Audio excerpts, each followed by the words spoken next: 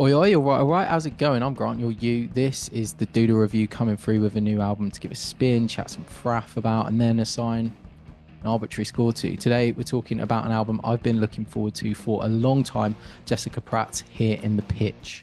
Jessica Pratt is a singer, songwriter raised in Northern California whose stripped back folk compositions and delicately sweet but almost eerie vocal style captured the attention of audiences back in 2012 with the release of her debut self-titled record. Based on a 2007 analog tape recording and thus fairly rough and ready, this could have easily remained a hobby record that, while great, lived forever in obscurity. But defying the norms, the initial 500 pressings sold out in mere weeks due to the album's exceptional reception from a lot of the heavy hitters in the online music press.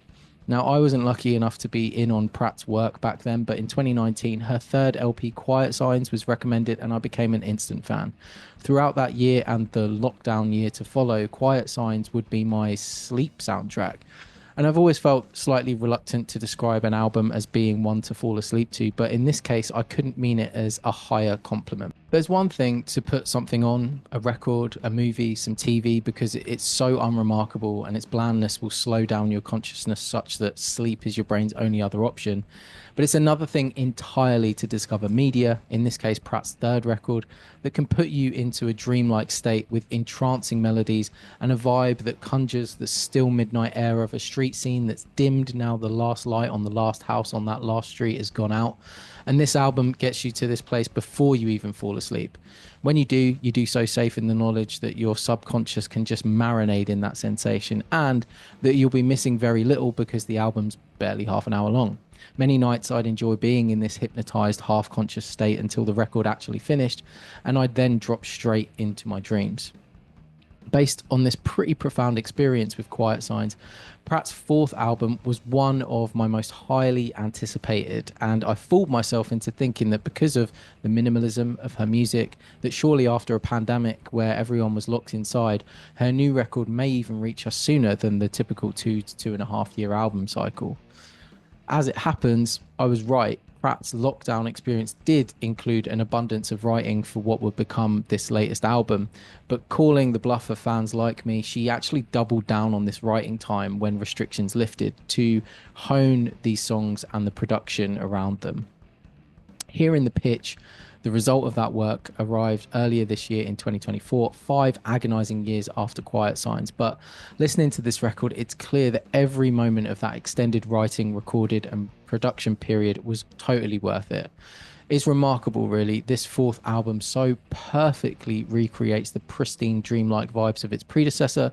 It's not actually until you listen to the two side by side that you hear just how much Pratt and her longtime partner Al Coulson have added and embellished to their arrangements this time around, and that they've been able to do this without blowing up the intimacy of Pratt's production aesthetic is truly, I think it's remarkable. It's a testament to the time they've clearly spent on this wonderful album.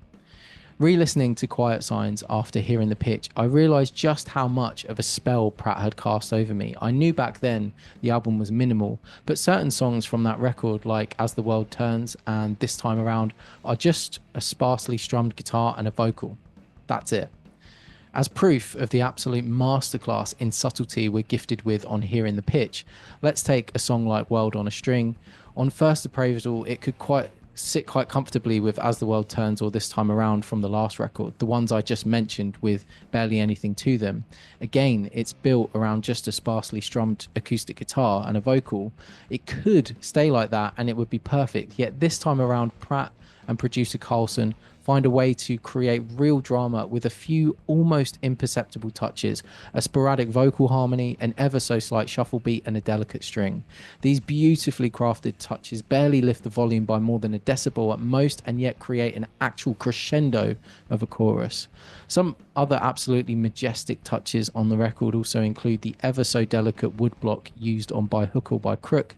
It's so barely touched it almost gives me an ASMR response thinking about it, and the reverb used on it as well is chef's kiss. I also love the feel of the piano on Empires Never Know. Some of the chord changes just fall a little out of the rhythm you'd expect, and again it adds another layer of dynamism without adding any volume, any overcomplication. It's fantastic.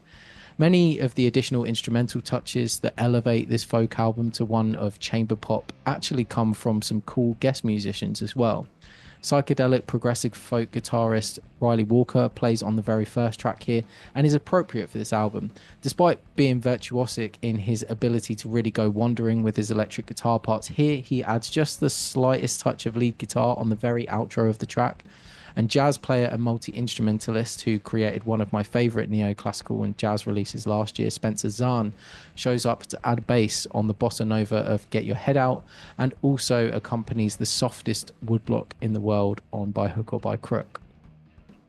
Jessica Pratt here herself is the principal songwriter, and she's who we have to thank for this absolute gift to music. She's our guide through this whole record with her timeless vocals. Her phrasing kind of reminds me of the film stars of the 40s with this like transatlantic accent. She's well spoken, enunciates perfectly, with almost no trace of a California lilt. In fact, I had mistaken her for Scandinavian when I first became a fan. This unique voice and phrasing is never enough to be intrusive, but just the right amount to be distinctive and almost eerie, but in a really positive way, if such a thing exists. The album ends with The Last Year, which in the hands of anyone else could feel twee with its chorus of I think we're gonna be together and this storyline lasts forever. But it's such a lovely sentiment, handled with such faultless production, you can't help but succumb to its charm. I'm going to give this album a 10, actually, and knock it on the head. I just don't know what possible thing you could want different on the record. It's a joy. It's perfect. It's making me all soppy. That's just what I think, though. What are you lot saying? Let me know in the comments, and check the description for some related reviews you might be interested in.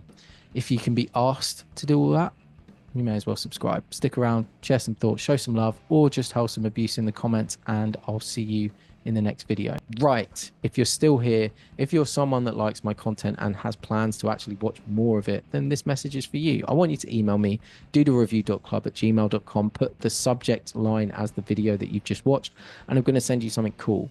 The idea here is that I really want to take this community, it's a small one, it's a tiny one, but I want to take it out of YouTube and do something else at some point. I don't know what that is yet, but if you email me, you're going to be the first in line for it, and I will get back to you with something cool based on the review that you've just watched. Nice one, mate. Speak to you then. Take care. Mind how you go. Cheers, mate. Bye.